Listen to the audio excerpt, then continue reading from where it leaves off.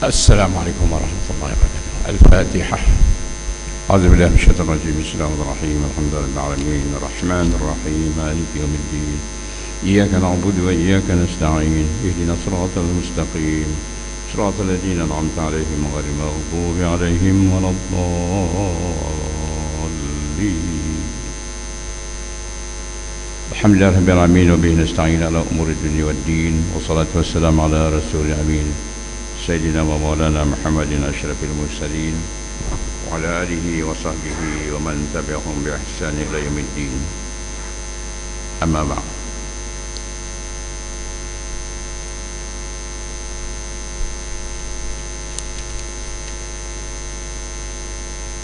Alhamdulillah, kita sama-sama merapatkan syukur karena diizin Allah, karena jadual seperti yang diumumkan tadi sepatutnya Fadilul Ustaz Rahim Nasir, dari beliau berhalangan. Saya dihubungi lebih kurang pukul 6 suku oleh seorang sahabat. Dia kata Masjid Rahim, dia kata kalau masjid jauh payahlah, dia masjid dekat ya. 5 minit kemudian saya dipanggil pula melalui telefon oleh sahabat dari Masjid Taqwa Selayang. Jadi saya kata rezeki saya hari ini di Masjid Rahimah, tidak tadi ke Selayang lah ya. Kebetulan saya sebenarnya jangka balik tak sempat maghrib, jadi saya terpaksa berkuliah yang lain saya tunda. Tapi Alhamdulillah saya sampai tadi lebih kurang pukul 6, pukul 5.30. Jadi rupanya rezeki hari ini untuk bersama anda di masjid ini. InsyaAllah mungkin anda masih ingat bulan lepas ya, saya juga dijemput secara bergantian. Kebetulan juga hari itu sepatutnya saya balik ke Taiping, tapi tak sempat. Dan mengkali anda masih ingat saya bercakap dalam tajuk mengenai Palestin.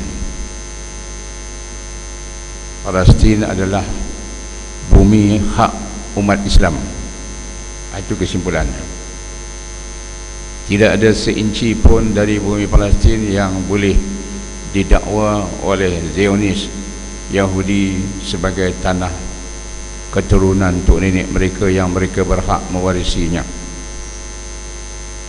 Walaupun mereka telah mendirikan negara yang namanya Israel. Maka anda masih ingat, tuan-tuan masih ingat, saya kata kita tak sebut negara Israel. Kalau nak sebut negara yang kononnya Israel. Karena kalau kita kata sebuah nama negara tu Israel, seperti kita mengaku negara tu memang Palestin tu negara Israel. Dan kalau kita mengaku, ini bercanggah dengan akidah Islam yang mengajarkan kita bahawa bumi itu bukan bumi orang Yahudi, apalagi nak menegakkan negara yang kononnya nama Israel tadi. Ini telah diputuskan dalam sidang ulama sedunia antarabangsa di Istanbul yang saya sebutkan kemarin pada bulan Ogos. Kalau nak sebut Israel, kena tambah yang kononnya negara bernama Israel, the so called, kita orang putih saya. Yang terbaiknya hanya sebut sebagai Palestin yang dikuasai Zionis Israel, Palestin yang diduduki oleh Israel, Palestin yang occupied by Zionis Israel. Itu tak apa macam tu. Jangan ada tunjuk kita ni reda dan mengakui. Itu bercanggah dengan akidah kita Islam. Sebab saya katakan dulu, dari segi sejarah baik, dari segi agama baik, Palestin dibuktikan adalah tanah umat Islam. Saya ulang baliklah itu ya, tanah umat Islam sejak dari nabi-nabi yang diutus dulu, semua nabi yang membawa agama Islam. Nabi Ibrahim AS yang meninggalkan bumi Kanaan setelah dihukum bakar hidup-hidup oleh Raja Namrud di negerinya Ardul Kanaan, kira-kira Iraq sekarang ni, berhijrah ke bumi Palestin, tinggal di sana, menurunkan zuriat dari jalur anaknya Ishak dari istrinya Sarah. Lahirlah Bani Israel, zuriat Bani Israel dari anaknya Ismail yang dihantar bersama isterinya Hajar dan ibu kepada Nabi Ismail ke bumi kering kuntang di lembah yang namanya kemudian atau nama asalnya pun Bakkah, menjadi Makkah sekarang ni, menurunkan zuriat yang melahirkan Nabi untuk seluruh manusia, itu Nabi Muhammad sallallahu alaihi wasallam. Yang Nabi ini walaupun tidak sempat pada masa hayat sebagai Rasul menjadikan bumi Palestin sebahagian dari bumi umat Islam, umat Nabi Muhammad SAW, tetapi Allah isra'kan Nabi kita Muhammad SAW sebelum hijrah baginda dari Al-Masjid Haram ke Al-Masjid Aqsa, iaitu di Palestin, bagi menunjukkan bahawa bumi itu adalah bumi untuk umat Islam sejak Nabi Ibrahim AS dan kemudian Nabi-Nabi lain dari keturunan Bani Israel itu. Maka Bani Israel yang kafir, yang menjadi penganut agama Yahudi sehingga hari ini, yang menduduki bumi Palestin itu tidak mempunyai hak untuk mendakwa bahawa mereka adalah mewarisi bumi Palestin dan mewarisi kononnya para nabi-nabi itu, sebab mereka adalah kafir. Mereka menentang Nabi itu, membunuh sebahagian nabi-nabi dari Bani Israel itu, sehingga mereka dilaknat oleh Allah SWT. Jadi ayat yang saya nak sambung hari ini, iaitu dalam surah Al-Ma'idah, yang menegaskan Bani Israel yang kafir itu, yang sampai sekarang zuriat mereka ada, dan mereka lah yang dipanggil Yahudi sekarang ni, mereka telah dilaknat oleh Allah Subhanahu Wa Taala. Laknat yang maknanya Melayu kata dikutuk, dimurkai sungguh-sungguhlah oleh Allah SWT, sehingga mereka menjadi kaum yang dibenci oleh manusia. Daripada dulu sampai hari ini, cumanya kaum yang benci ini mungkin tidak mampu menghalang kehendak kejahatan mereka itu, sebab Allah mengatakan juga mereka ini bangsa yang sangat-sangat jahat. Ayatnya insya-Allah inilah dia. Boleh kita ikuti kuliah saya hari ini. Kita berhenti azan sebentar, dan azan awal, bukan awal berbanding dengan dahulunya awal lah, sebab sekarang ni 8.15 12 kemarinnya 8.40 8.45 kan, dan kita akan sambung sehingga kira-kira 8.40. Saya tidak akan berhenti sampai kuliah sampai pukul 9 sebab mana saya mula sekarang ni tadilah kira-kira 5 minit sebelum jam sebelum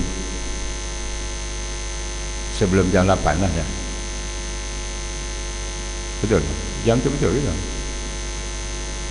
Jam tu tak betul, mana pula dekat 8 ya. Itu apa sekarang? Itu jam berapa? Ya? Oh betul lah, 7.50 tu kan, sama 7.50. Tadi saya mula 7.45 lah. Jadi kalau 1 jam saya kena berhenti 8.45, tapi insyaAllah saya berhenti 8.40. Kurang 5 minit sejam ataupun 50 minit, boleh lah ya.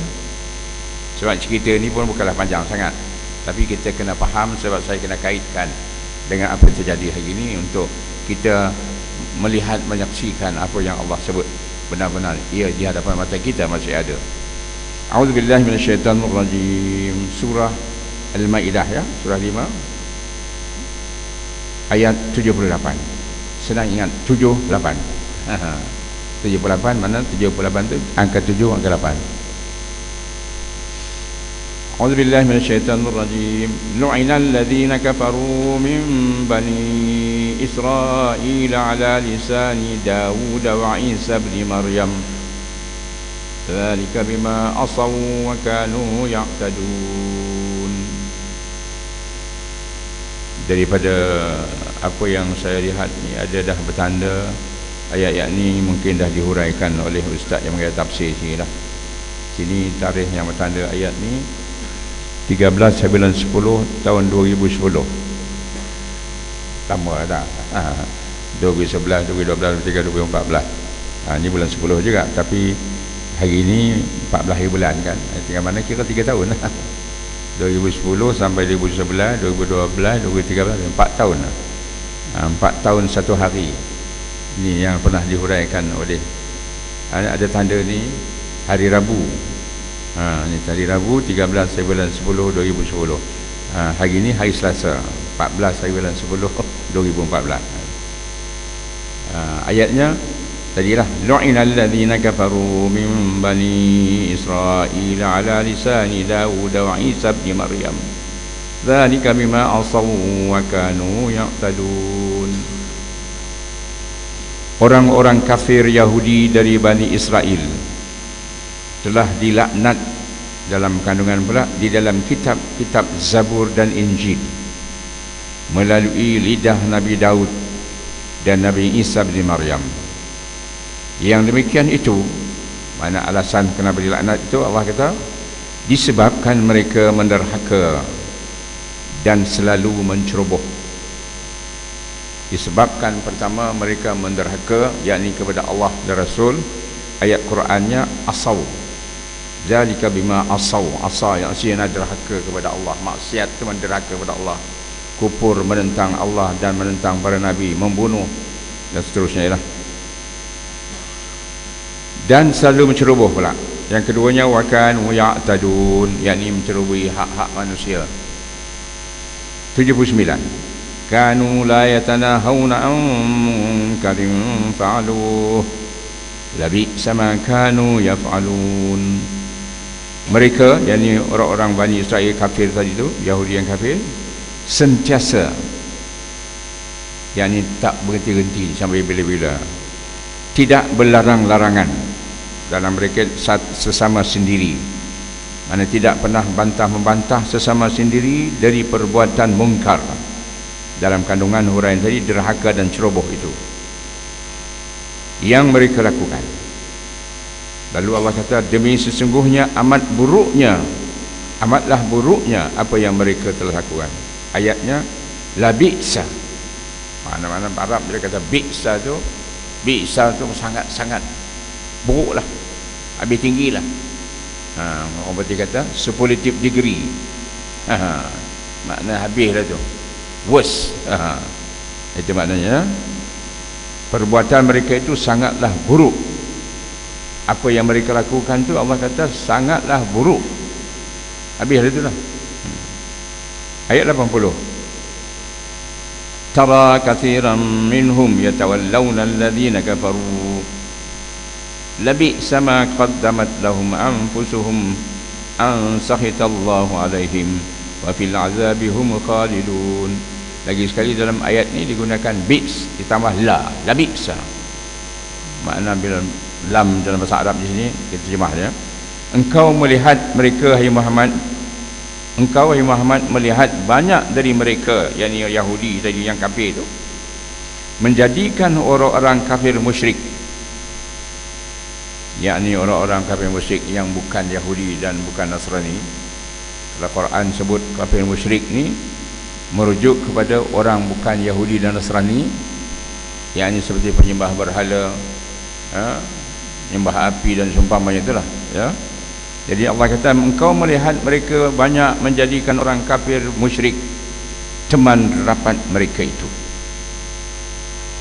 Lalu Allah, demi sesungguhnya perbuatan mereka mengambil orang-orang musyrik sebagai teman rapat mereka itu amatlah buruknya. Lagi sekali, apa yang mereka sediakan bagi mereka untuk hari akhirat kelak, yaitu kemurkaan Allah menimpa mereka dan mereka pula tetap di dalam azab. Ayatnya ini ma qaddamat lahum anfusuhum an sakhitallahu alaihim wa fil azabi hum khalidun. Saya berhenti takat ni kerana nampaknya dari tanda ke dalam tulis kitab ni, betul di pensel ni pun setakat tu je lah, kerana ayat berikutnya disambung pula pada 23 bulan 2 tahun 09. Oh, awal pula ya ni. 09 yang di bawah je, yang atas je 010. Kepala dia kali dia pun petik-petik ke ustaz ni. Baik, kalau anda dah dengar pun ayat ni tak apalah kita ulangi kan, kerana ayat Quran berulang-ulang, lagipun dah 4 tahun dulu. Kalau 4 bulan dulu pun saya tanya tuan-tuan kali lupa dah. Baik, di sini disebut ada perkataan laknat, di bawahnya ada makna tidak dapat rahmat dari Allah. Ada perkataan laknat tu ditanda dengan pensel, dihuraikan tidak dapat rahmat. Sebenarnya perkataan laknat ni iaitu bila Allah melaknat, maksudnya Allah telah menimpakan kutukan yang berat dengan sendirinya lah. Maknanya mereka ni orang yang sudah dimurkai Allah. Sebab itu bila kita membaca Al-Fatihah setiap hari, ya, kita bertemu ayat yang ke-7 dalam Al-Fatihah tu, ghairil maghdubi alaihim waladdallin, atau mula dengan siratal ladzina an'amta alaihim ghairil maghdubi alaihim waladdallin. Ayat 7 dari Al-Fatihah apabila dikira dari basmalah ayat 1. Mereka yang mengira Fatihah bermula dari hamdalah, ini alhamdulillah rabbil alamin, maka ayat 7 surah Fatihah bermula dari ghairil maghdubi alaihim waladdallin. Dia bukan bermula daripada siratal ladzina an'amta alaihim, dia mula dari ghairil maghdubi alaihim, bukan golongan orang-orang yang dimurkai ke atas mereka oleh Allah. Siapa orangnya? Yahudi. Hari-hari kita tak nak kita ni masuk golongan orang yang Allah murka, tak nak ikut jalan mereka. Waladdallin itu Kristian, dan bukan juga golongan orang yang sesat akidah kepercayaan mereka. Jadi yang dimurkai ialah Yahudi. Dalam ayat ni bila Allah kata Bani Israel, Yahudi. Tapi kalau dalam Quran Allah sebut ahlil kitab, macam ayat sebelum ni sebut ahlil kitab, Syalan kata, ya, qul ya ahlal kitab la taghlu fi dinikum ghairal haqq wa la tattabi'u ahwa alladhina amanu walladhina hadu wasabi'una wan nasara man amana billahi wal yawmil akhir wa amila salihan fala khawfun alaihim wa lahum yahzanun. Betul kan? Muka surat saya baca silap, saya baca ke sini pula pasal ingat Rumi. Maksudnya wala tattabi'u ahwa'akum qaumin qad dallu min qablu wa adallu katsira wa dallu an sawa'is sabil. Di situ merujuk kepada orang di sini ahli kitab, dalam konteks ini Kristian. Karena bila sebut ahli kitab boleh merujuk kepada Yahudi, boleh merujuk kepada Kristian. Tapi kalau Bani Israel, itu Yahudi saja, tak masuk Nasrani. Kenapa? Karena agama Kristian walaupun pada mulanya adalah diasaskan atau dicipta kita kata oleh orang Yahudi selepas Isa Al-Masih alaihissalam diangkat Allah ke langit, ataupun sejak Nabi Isa alaihissalam ada lagi, mereka memang kafir, tidak mahu beriman dengan ajaran agama tauhid yang dibawa oleh Nabi Isa Al-Masih. Dalam Quran dalam surah As-Sab sebutkan, fa'amanat ta'ibatum min bani Israila wa kafarat ta'ifah, maka berimanlah segolongan dari Bani Israel itu dan kafirlah yang segolongan lagi. Wa'ayyadna alladhina amanu ala aduwihim fa asbahu zahirin, maka kata Allah, kami tolong bantu orang-orang Yahudi Bani Israel yang beriman itu, dan mereka mendapat kemenangan atas orang Yahudi yang Bani Israel yang kafir. Jadi memang sejak dari nama Nabi Isa AS pun yang kafir itu tidak kafir. Sebab itu dalam ayat ni Allah kata dikutuk, dilaknat orang kafir dari Bani Israel itu bukan sejak Nabi Isa AS, sejak Nabi Daud AS. Maknanya orang-orang Yahudi Bani Israel kafir ni memang dah ada sejak dulu-dulu, sebelum daripada Nabi Isa AS lagi, sebelum daripada Nabi Yaqub AS lagi. Kerana kita membaca kisah dalam Quran bahawasanya Bani Israel ini iaitu anak cucu Nabi Yaqub AS, yang saya sebut kuliah bulan lepas tu, Nabi Yaqub AS dengan anak cucu, anak-anak dia, belum cucu lagi, anak-anak dia berhijrah dari Palestin pergi ke mana? Ke bumi Mesir. Di sanalah dia menurunkan keturunan zuriat kaum Bani Israel, yang Yahudi Bani Israel, sampai kepada zaman lahirnya Nabi Musa alaihissalam, yang pada zaman itu Raja negeri Mesir sangatlah kejam, ganas, zalim dan menghambakan kaum Bani Israel. Nabi Musa alaihissalam tu Allah mengendaki dia hidup saja, padahal nyaris-nyaris dia dibunuh kerana kerja orang Firaun masa itu, yuzabbihuna abna'ahum wa yastahyuna nisa'ahum, menyembelih anak-anak lelaki Bani Israel dan menghidupkan hanya anak-anak yang perempuan. Tapi mereka tak dapat menemui Nabi Musa yang baru dilahirkan oleh ibunya di rumahnya, dan akhirnya bukan dicampaklah, atas perintah Allah ibu Nabi Musa menghanyutkan Nabi Musa dalam satu kotak di atas di sungai Nil, yang kemudian tersangkut kotak itu tempat mandi dayang-dayang permaisuri Firaun. Akhirnya dibawa ke istana Firaun, dipelihara sampai dewasa, sampai besar. Itu cerita dia lah, yang kemudian bila dia kemudian melarikan diri dari Mesir, kemudian tak lama jumpa dengan anak Nabi Syuaib, menikah. Nabi Syuaib masa itu adalah di bumi Madian. Madian tu negeri yang sekarang ini negeri Jordan dan sekitarnya, Syria gitu. Di sana dia angkat jadi nabi, jadi rasul, dan Allah perintahkan dia pergi ke Mesir untuk menyelamatkan Bani Israel dari kekejaman Firaun dan membawa balik Bani Israel ke bumi Palestin. Itu kisah Nabi Musa alaihissalam. Panjanglah, sebab dalam Quran nama Nabi Musa yang paling banyak disebut berulang kali berbanding nama nabi-nabi yang lain yang disebut nama mereka dalam Quran 25 orang tu, nama Nabi Musa paling banyak kena sebut, lebih 160 kali berbanding nama Nabi Muhammad 4 kali je sebut dalam Quran. Tak boleh sih ya. Jadi bila Nabi Musa ni bawa mereka, selamatkan mereka, tapi mereka terus kemudian tak lama, beberapa hari lepas meninggalkan Nabi Musa, tinggalkan mereka. Bila Nabi Musa diperintah Allah untuk menerima perintahnya di Jabal Tursina. Jabal Tursina ini yang terletak di pergunungan negeri padang pasir Sinai yang sekarang dalam negeri Mesir.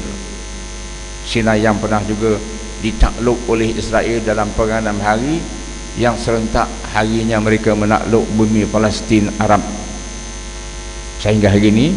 Tetapi Mesir punya dilepaskan balik oleh Israel, balik kepada Mesir setelah bersetuju berdamai, dan Mesir mengiktiraf negara Israel sampai hari ini melalui perjanjian damai yang dikenal dengan Camp David.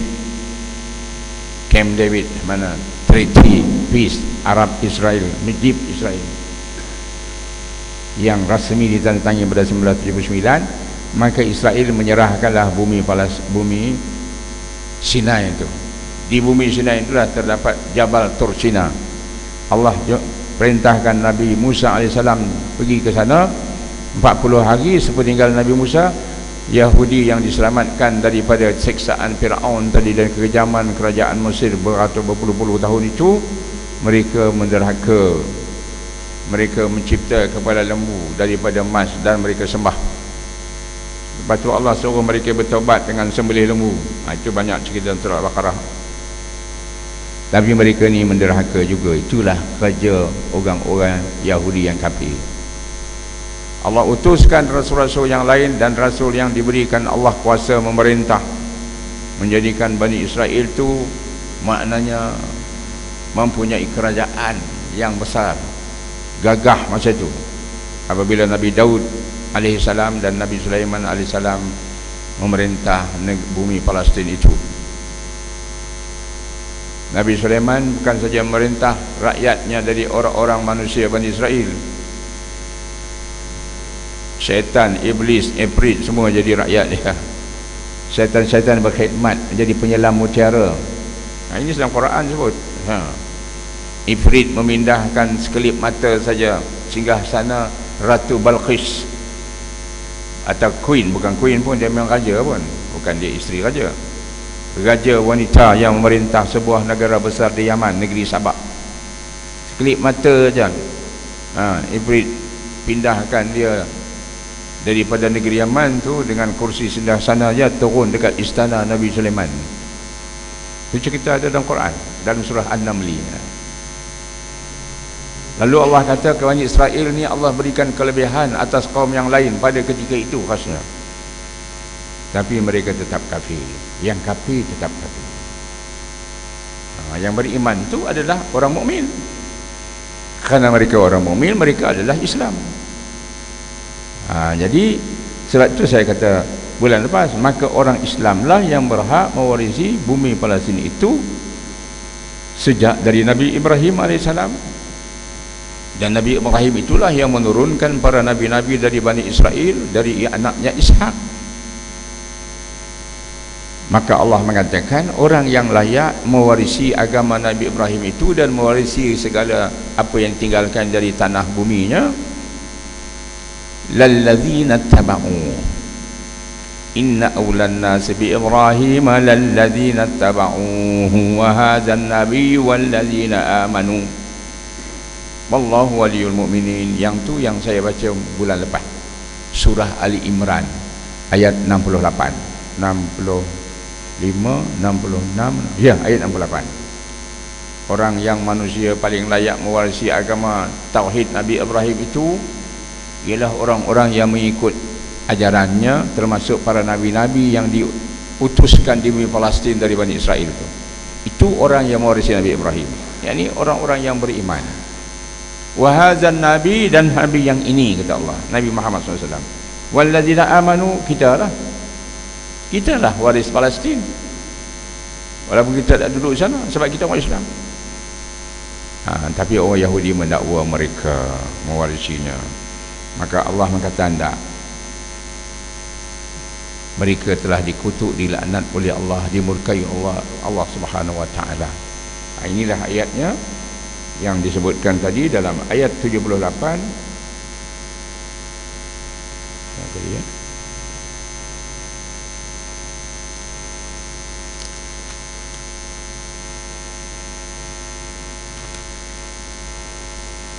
Berapa saya tadi?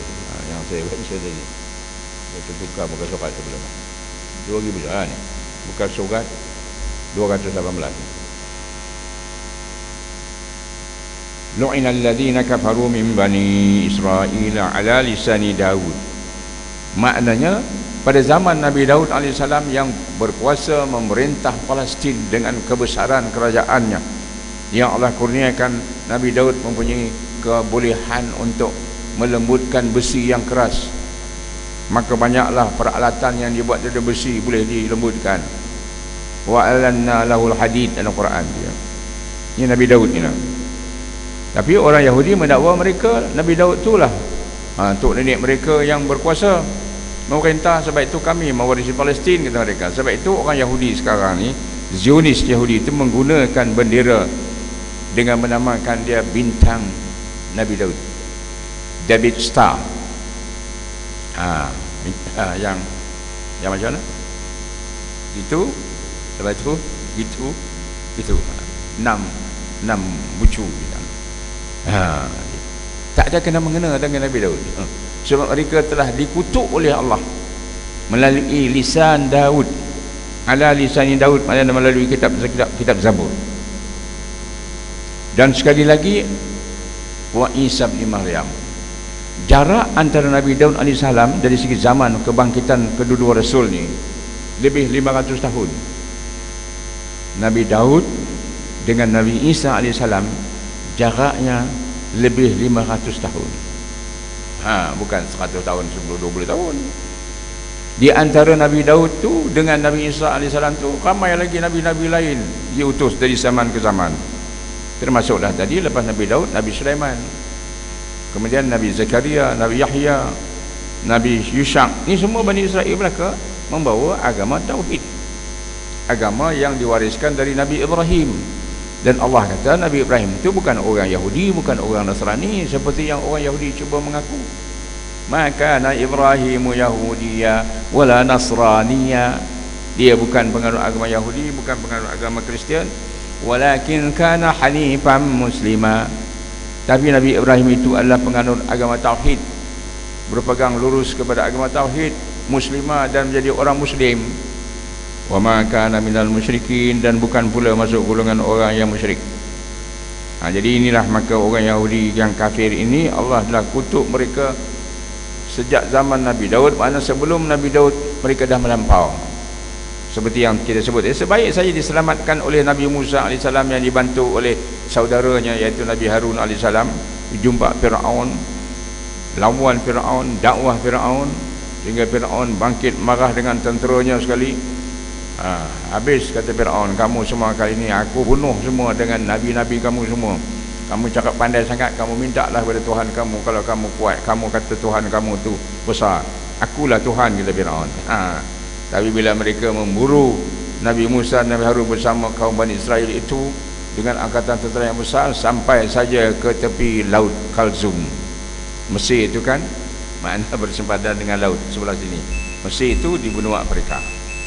Okey, kita azan dulu.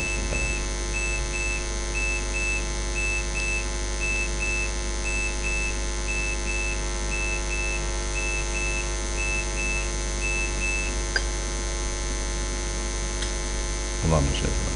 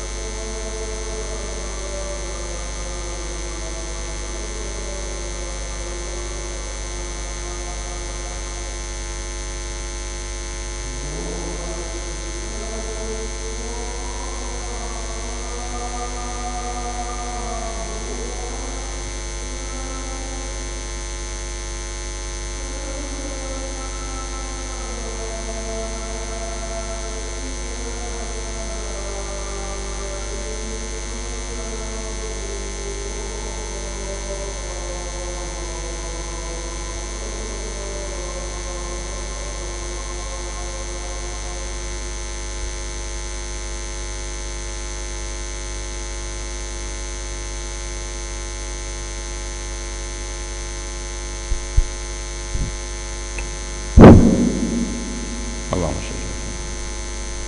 Sambung lagi tuan-tuan, insya-Allah kita dalam 20 minit lagi. Jadi ayat ke-78 ini Allah menegaskan tadilah tentang Allah telah menghukum, menjatuhkan hukuman di atas dunia ini, melaknat tadi, sehingga makna bagi orang Yahudi tidak ada lagi kemuliaan di sisi Allah, bahkan juga di sisi manusia.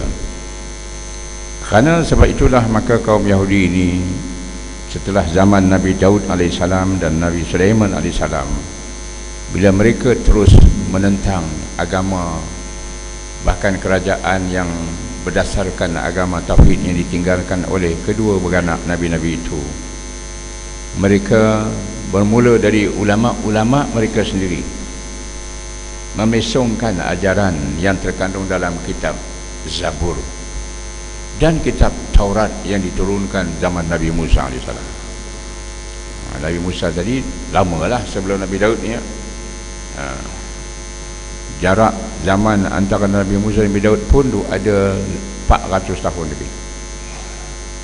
Gitulah ya, tak salah saya lah, 400 ke 300 tahun lebih tak salah. Baik.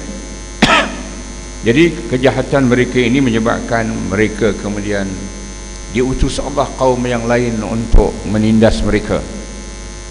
Padahal mereka dah tadi ditindas oleh Fir'aun di Mesir, diselamatkan oleh Nabi Musa AS atas perintah Allah. Kau balik ke sana, kau pergi ke Mesir, negeri kau dilahirkan, kau jumpa Fir'aun, kau dakwah dia. Kalau dia tak mahu pun, tapi kau ajak dia menyembah Allah. Kemudian kau bagi tahu pula engkau diutus berdua ni dah nak membawa balik Bani Israel ni. Sebab itu Fir'aun marah bila Nabi Musa kata, inna rasulah rabbika, kami berdua ni adalah rasul utusan Tuhan kamu.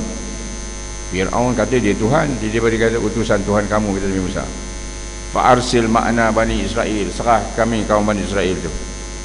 Akhirnya tadilah diselamatkan Allah. Fir'aun kejar sampai ke tepi pantai Laut Al-Jum. Dia ingat habislah semua ni, dah sampai laut kau nak ke mana? Habislah kami bunuh. Tiba-tiba Allah suruh Nabi Musa pukulkan tongkatnya ke atas air laut itu, maka terbentanglah jalan. Allah suruh pukul air laut tu, terbentang jalan, maka lalulah di atas jalan itu Nabi Musa dengan Nabi Harun dan kaum Bani Israel. Fir'aun kejar dari belakang, tetapi masa Fir'aun dan turunnya kejar, maka air bertemu balik. Di belakang tu tenggelamlah Fir'aun dengan tentera-tenteranya. Diulang sebut Allah dalam Quran sebagai mengingatkan Bani Israel, tengok ni musuh kamu yang besar kami menyiksa kamu. Kami dah selamat kamu dan musuh kamu Fir'aun ni kami dah tenggelamkan dalam laut. Walaupun tubuhnya Allah campakkan semula ke bumi untuk jadi saksi orang di belakang. Sebab itu anda boleh pergi ke Mesir, pergi masuk museum Fir'aun. Ada orang kata Fir'aun yang masa mati pun dia ada kuasa lagi, sebab nak masuk ke museum Fir'aun kena bayar. Kena bayar 25 jenis kalau tak salah saya, kali 40 jenis. Dia dah mati, orang nak tengok mayat dia pun kena bayar duit. Kerana Fir'aun yang hidup ambil kesempatan. Itulah dia. Itu dia kaum Bani Israel tadi tu, dikutuk Allah pada zaman Nabi Daud ni, maka menyebabkan mereka dibenci. Sambil itu mereka ditakuti juga oleh kaum lain, sebab mereka ni Allah sebut bangsa yang sangat jahat, yang kafir ni. Nabi SAW tadi Allah kata, pertama alasannya kerana mereka menderhaka kepada Allah dan Rasul. Yang keduanya, mereka itu melakukan pencerobohan. Wa kanu ya'tadun, tidak ya'tadun ni maknanya memusuhi orang lain dan mencabuli hak orang lain tanpa batas. Tak ada peduli undang-undang dan peraturan. Ini berlaku sejak dulu sampai hari ini. Sama ada masa zaman orang Yahudi Zionis ni tak ada kuasa di mana-mana, tapi mereka boleh melakukan apa yang mereka ada kuasa di tangan mereka. Kerana mereka ini walaupun tak ramai, tapi kerana mereka sentiasa berfikir orang lain tak suka dengan mereka, menyebabkan mereka berkumpul sesama mereka, bersatu sama mereka.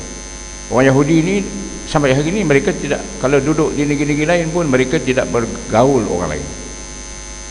Jewish community dia tempat dia, ini di kampung tempat dia. Dia tak bergaul orang lain. Sebab itu maka dia menyediakan keperluan dia sendiri. Itu pula keperluan dia. Dia berfikir cara macam mana nak meneruskan, dia boleh pula menguasai orang lain.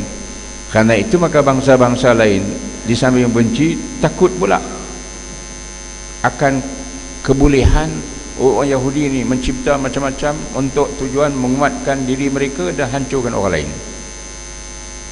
Sebab itu kalau kita baca sejarahnya, yang mencipta segala macam alat nak hancur manusia ni, pergi tengok siapa, semua Yahudi. Mencipta macam-macam dari segi pemikiran. Yang mencipta pahaman komunis, Yahudi. Yang mencipta pahaman kapitalis, Yahudi. Yang mencipta ilmu-ilmu yang orang pakai ikut tapi merosakkan, Yahudi. Yang mencipta segala alat pemusnah, Yahudi. Masa itu maka bangsa barat takut kepada Yahudi ini, di samping benci tadi. Itu yang menyebabkan mereka mengambil langkah-langkah mengusir orang Yahudi keluar dari negeri mereka. Mereka cuba menghancur, membunuh orang Yahudi, tak boleh juga. Maka mereka berfikir cara yang lain, iaitu melalui agama. Maka orang Kristian merubah pandangan menghina orang Yahudi kepada menyanjung, dengan harapan mereka berbaik dengan Yahudi dan berjaya kemudian membawa orang Yahudi meninggalkan negeri mereka masing-masing. Itulah maka dihantar ke Palestin. Siapa menghantarnya? Orang-orang barat yang tadinya benci kepada Yahudi ini, iaitu penganut agama Kristian. InsyaAllah bab Kristian Yahudi ini kita akan huraikan pada kuliah yang akan datang jika ada kesempatan. Balik kepada cerita dalam ni, Allah kata ala lisani Daud. Nabi Daud tadi Nabi yang berkuasa, memerintah, patutnya kamu taat, patuh, tak nak juga. Jadi dalam terjemahan sini, dalam kitab Zabur, Nabi Daud diutus Allah bawa kitab Zabur, yang kita wajib beriman salah satu kitab suci dari 4 kitab yang disebut Quran: Taurat, Zabur, Injil dan Quran. Dan setengah tafsir mentafsirkan lisan Daud ni makna ucapan Nabi Daud itu sendiri atas perintah Allah lah. Nabi Daud berucap, berkhutbah, mengutuk kaum saya atas perintah Allah dalam kitab Zabur. Ada pula tafsiran mengatakan doa Nabi Daud. Mana dalam doa Nabi Daud mengutuk atau melaknat orang-orang Yahudi yang kafir ni. Boleh dua-dua belakang lah. Ada ketika macam dia baca doa, dia kutuk kaum Bani Israel yang kafir ni. Ada masa dia berkhutbah, dia kutuk. Dua-dua sekali lah. Tapi kedua-dua tu atas perintah Allah Subhanahu Wa Taala. Kerana itulah maka tadi dalam surah Bani Israel, surah Isra tu namanya juga surah Israel, surah Bani Israel, kerana banyak situ disebut tentang kisah Bani Israel. Allah sebutkan Allah mengutus kaum yang lebih gagah untuk menghancurkan orang Yahudi Bani Israel yang melakukan kerosakan.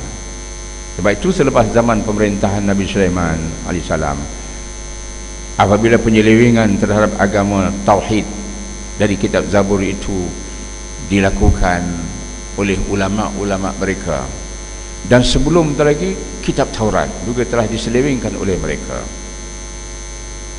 maka Allah menghantar kaum yang lain untuk hancurkan mereka. Mula daripada kaum Babylon yang masa itu menguasai kawasan negeri sekitar Iraq, Jordan dan kerajaan besar lah masa itu. Kemudian lepas hancurkan Babylon tak lama, datang pula orang Greece daripada Eropah, bangsa Greek. Kemudian akhirnya bangsa Roman yang memang memerintah kawasan bahagian Palestin dan negeri-negeri termasuk Turki, Jordan, Syria, Lebanon yang pernah menjadi sebahagian dari Empire Rom di timur, kata Melayu, Roman Byzantine, yang apabila mereka ni menganut agama Kristian pula, iaitu Roman Katolik, maka bertambahlah tindakan mereka kepada orang Yahudi yang dianggap musuh tadi itu. Itu untuk membuktikan Allah melaknat mereka, maka Allah menghukum mereka dengan kedatangan kaum-kaum yang lain. Sebab itulah mereka hidup berselerak ribu-ribu tahun lagi sebelum kedatangan Nabi Muhammad SAW. Mereka tak ada negeri. Ada di antara mereka yang tinggal di negeri-negeri Arab. Sebab itu masa Nabi hijrah ke Madinah, di sana terdapat beberapa suku-suku kaum Yahudi Bani Israel. Antaranya Bani An-Nadir, itu nama gelarannya lah, Bani Qainuqa, Bani Quraizah, dan beberapa lagi suku-suku yang lain. Yang masing-masing suku ni tinggal berasingan ikut suku masing-masing pula. Di kampung yang mereka dirikan, dan mereka pagar tembok supaya jangan ada campur orang lain masuk. Husun dia, dalam Quran sebut itu. Sebab itu apabila Bani An-Nadir menderhaka dan Nabi kemudian memerintahkan supaya mereka akhirnya dihukum setelah diberi pilihan, ya mereka keluar sendiri atau mereka akan dijatuhkan hukuman untuk diusir, tapi mereka rasa mereka cukup yakin, mengingat dengan tembok mereka yang melindungi mereka itu mereka selamat. Ini ada disebut dalam Quran, dalam surah Al-Hasyr kalau salah saya ya. Maka akhirnya mereka terusir keluar kerana mereka telah merancang nak bunuh Nabi. Dan mereka ini kemudiannya tak puas hati, maka itulah mereka turun ke Mekah menyumpai pemimpin Quraisy, musyrikin Mekah. Ini yang Allah sebut dalam ayat 80 ini, tara katsiran minhum yatawallawna alladhina kafaru. Kamu melihat banyak di antara mereka bersahabat baik, rapat mereka mengambil orang-orang musyrik sebagai sahabat mereka. Termasuklah tadi Yahudi Bani Nadir, iaitu pada tahun ke-5 Hijriah. Setelah melakukan perancangan nak bunuh Nabi, Allah mewahyu kepada Nabi perkara ini. Maka Nabi bila masuk ke kampung mereka, Nabi menyimpang dari tempat yang mereka dah memasang batu besar untuk jatuhkan. Mereka jemput Nabi kerana adalah cadangan mereka untuk menyelesaikan perkara-perkara tertentu, dan mereka dah tahu ini tempat besok masuk ke tembok kawasan kampung mereka itu ada pintu gerbang dia. Tapi Allah wahyukan dah, kau jangan lalu kat situ. Jadi bila batu itu jatuh tak kena Nabi. Bila dihukum, inilah mereka pergi jumpa orang musyrik, merancang, dan akhirnya dia menyokong dan membantu sehingga tertubuhlah pasukan yang besar, jumlahnya 10,000 orang, untuk memerangi Nabi di Madinah dan menghancurkan Islam. Itu yang dikenal dengan perang Ahzab yang disuratkan oleh Quran dalam surah Al-Ahzab, yang saya ingat kita dah baca dulu cerita ni. Inilah kejahatan Yahudi yang berterusan. Kata Allah, la yatanahawna munkarin. Mereka satu sama lain tak pernah larang-melarang. Ayat digunakan ni dalam fi'il mudhari'. Fi'il mudhari' ni bahasa, maknanya masa yang berjalan bila-bila. Kalau fi'il madi itu cerita dulu aja. Kalau orang putih kata present tense. Jadi ayat ni, ayat Quran ni, kalau Arab bila kata mudhari' ni sekarang dan berterusan. Jadi maknanya Allah nak bagi tahu dulu, kini dan selama-lamanya Yahudi ni tak pernah larang-melarang sesama mereka atas perbuatan mungkar yang mereka buat. Kita tunjukkan hari ini rejim Zionis Israel yang memerintah menguasai negeri Palestin tadi, yang mereka dah kononnya negara mereka. Ganti berganti antara satu parti dengan parti yang lain. Tetapi pada masa parti yang sekarang yang memerintah, yang dipimpin oleh Benjamin Netanyahu, mereka melakukan kekejaman, kekerasan. Tak ada pula parti yang membangkang di dalam parlimen mereka itu membantah perbuatan itu. Contoh seperti yang saya sebut bulan lepas, dalam masa 50 hari rejim Zionis ini mengganas di Gaza, 50,000 orang penduduk Gaza, majoriti Muslim, kehilangan tempat tinggal kerana dibom, diroket. 50 hari 50,000 orang hilang tempat tinggal. Saja purata sehari 1,000 orang hilang tempat tinggal. 40 buah masjid hancur musnah sama sekali dalam tempoh 50 hari mereka menyerang Gaza. 160 buah lebih yang rosak di sana sini. Maknanya secara purata 200 buah masjid yang hancur langsung. 4,000 yang hancur langsung 40 silakan 40. Di Gaza tu sejumlah masjidnya semua ada 800 buah. 800 buah masjid dalam kawasan Gaza tu. Lebih sikit daripada Selangor lah. Selangor ada 600 lebih sikit masjid. Tapi di sana tu dia tak kira masjid surau, dia kira semua masjid belaka. Besar kecil tempat sembahyang masjid belaka lah. Tak ada pula parti yang membangkang tumpahnya, oi jangan sampai buat macam tu. Dalam tempoh 50 hari berpuluh ribu orang cedera dan beribu mati. Tak ada pula parti pembangkang mengkritik kerajaan, tak ada. Sebab esok aku merintah macam tu juga. Sepanjang 47 tahun mereka menguasai bumi Palestin yang kononnya itulah negeri Arab, iaitulah Gaza dengan tebing barat tadi, atau Gaza tebing barat sebelah sini tu ya.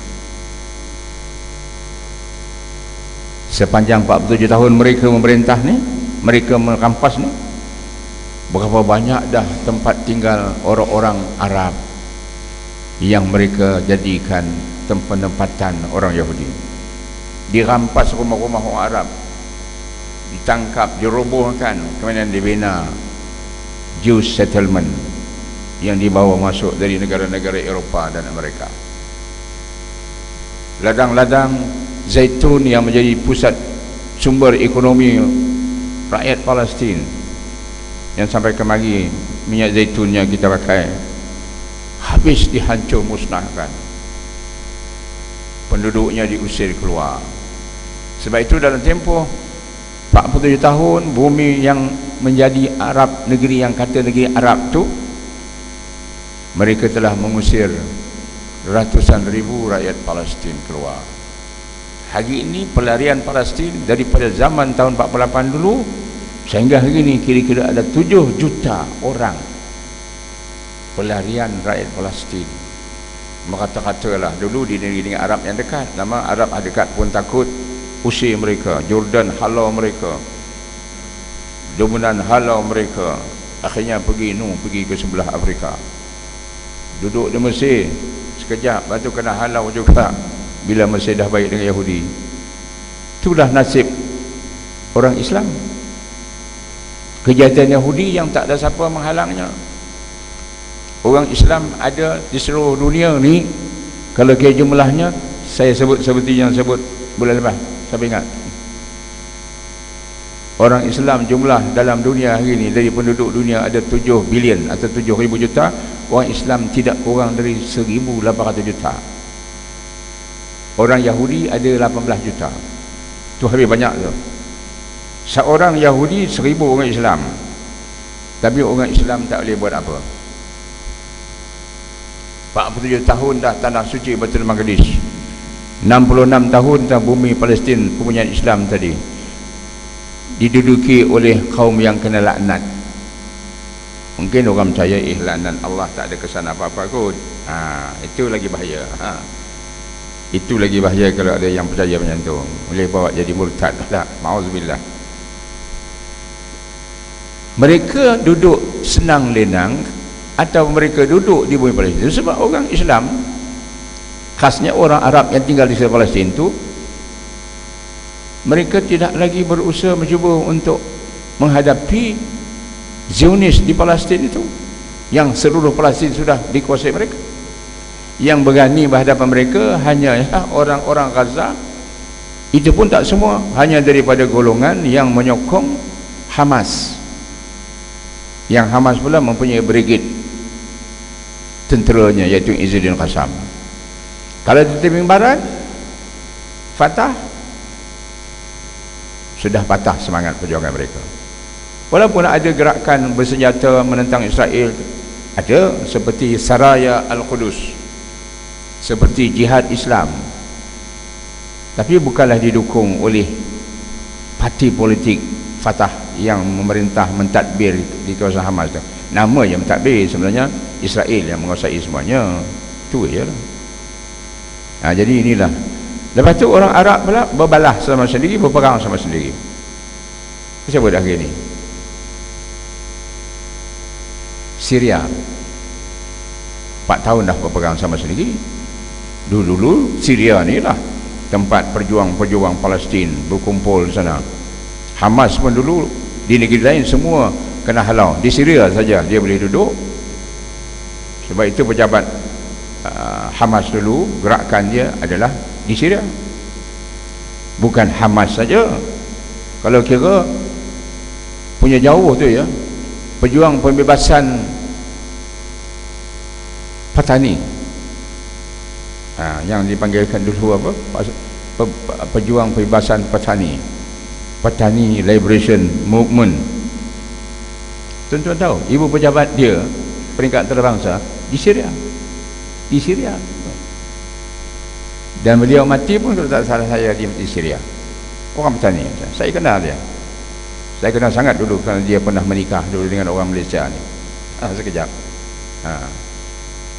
dan pernah kami menolong beliau untuk mendapatkan bantuan-bantuan derma untuk pejuang petani ni ya. Tapi hari ini menjadi tempat peperangan sesama Islam. Mula-mula menentang Bashar yang ganas diktator, sudah-sudahnya sesama mereka pula, antara Nusrah dengan Tahrir pembebasan Palestin itu, dengan apa nama sekarang ISIL, dengan Kurdish, perang sesama sendiri pula. Lagi selamatlah Bashar sekarang ni lah. Pasal apa? Mau bergaduh sama sendiri, berebut wilayah yang mu nak rampas. Di Iraq macam itu juga, dari tempat bunuh-bunuhan sejak mereka masuk campur, dan kemudian bila Amerika dah menarik tenteranya, maka berbunuh-bunuh sesama orang Islam sebagainya. Akhirnya maka di kawasan Iraq baik, Syria baik, sebagian besarnya telah dikuasai oleh kumpulan yang membunuh siapa saja yang menentang mereka. Itulah IS atau ISIL yang seluruh dunia tahu. Siapa menentang mereka, sembelih. Dia tak kira, sebab yang lain daripada mereka semua kafir. Jadi macam mana nak lawan Israel? Mesir dah berdamai dengan Mesir, dah iktiraf Yahudi. Zaman dulu sekejap setahun diperintah oleh gerakan Islam yang dipimpin oleh presiden yang dipilih rakyat, iaitu Presiden Dr. Mursi. Setahun saja tumbang kerana Israel memberi sokongan kuat kepada penentang dia, berdiri di belakang. Akhirnya sekarang ini orang yang menentang dia itu menjadi presiden. Masa dia diangkat, naik sumpah, angkat sumpah jadi presiden, Perdana Menteri Israel Benjamin Netanyahu dia kata, saya nak hadir, engkau angkat sumpah. Terus dia hantar surat jemput. Sahabat baik. Inilah dia tuan-tuan, macam mana nak lawan. Artinya tak boleh lagi bergantung kepada Arab, kena bergantung kepada orang yang beriman, kepada orang Islam. Tapi orang Islam kalau tak faham macam mana? Dia kata, Allah takkan kita nak lawan, itu negeri dia, bangsa bersatu dah iktiraf, macam mana kita nak ambil? Okeylah, ambil dulu Baitul Maqdis, itu tidak diiktiraf oleh bangsa bersatu sebagai negeri Israel. Tapi Israel kata tidak, itu tanah suci kami. Jadi siapa yang akan membebaskannya? Tunggu Imam Mahdi. Lagi kacau. Dia pun tunggu Imam Mahdi juga, dia punya Imam Mahdi. Jadi di sini maka orang Islam inilah mesti faham.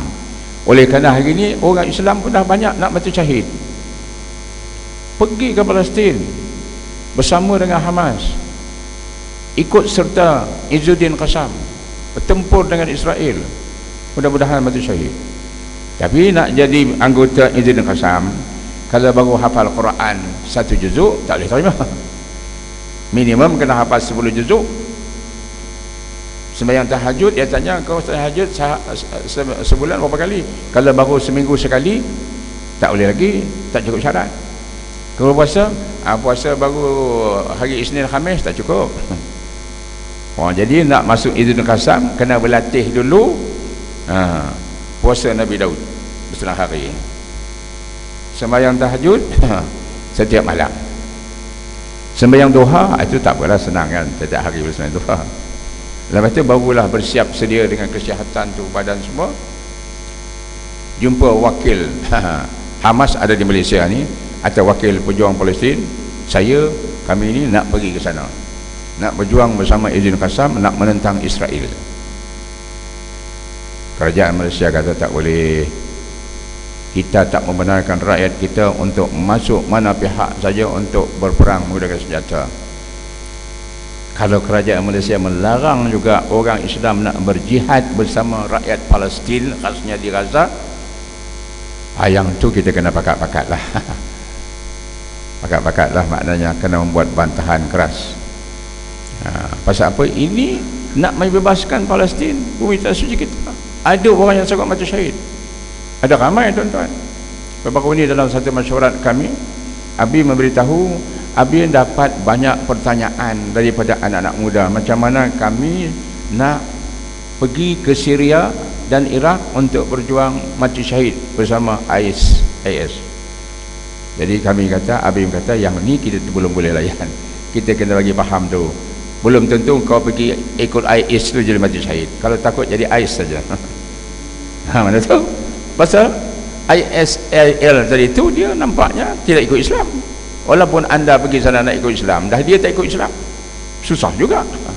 Dia ikut kehendak dia saja, Islam kehendak dia. Jadi kena berlatih lah sungguh-sungguh, insya-Allah pergi ke Palestin. Kalau kerajaan tak benarkan, kita akan tuntut kerajaan. Patut kerajaan hantar tentera beragama Islam pergi bantu Gaza tu. Tapi tuan-tuan kena tahu, kerajaan Malaysia tidak mengiktiraf Hamas. Macam mana dia nak hantar pergi Gaza? Kerajaan Malaysia hanya mengiktiraf Fatah, Gerakan Tahrir Palestin, yang tidak berlandaskan Islam. Dia hanya berlandaskan nasionalisme Arab. Jadi saya berhenti takat tu, masa dah cukup. Cukuplah dengan 3 ayat ni. Dan macam mana orang yang kena laknat kutuk ini boleh mendapat hari ini kuasa menduduki Palestin? Kita akan sambung dengan kuliah bila ada kesempatan. Aku lu qali hadza astaghfirullah li wa lakum. Wassalamualaikum warahmatullahi wabarakatuh. Subhanakallahumma bihamdika asyhadu an la ilaha illa anta astaghfiruka wa atubu ilaik. A'udzu billahi minasyaitonir rajim. Bismillahirrahmanirrahim. Wassalatu wassalamu ala al-mursalin wa ala qulubana wa tajma shamlana. اللهم صل إيمانا كاملا وقنا صالحا ودينا قيما علما نافعا ومسلما تقبلا ولسانا ذكر قلبا راشدا. ربنا آتنا في الدنيا حسنة وفي الآخرة حسنة وقنا عذاب النار. وصلى الله وبارك على سيدنا محمد وعلى آله وصحبه وسلم والحمد لله رب العالمين.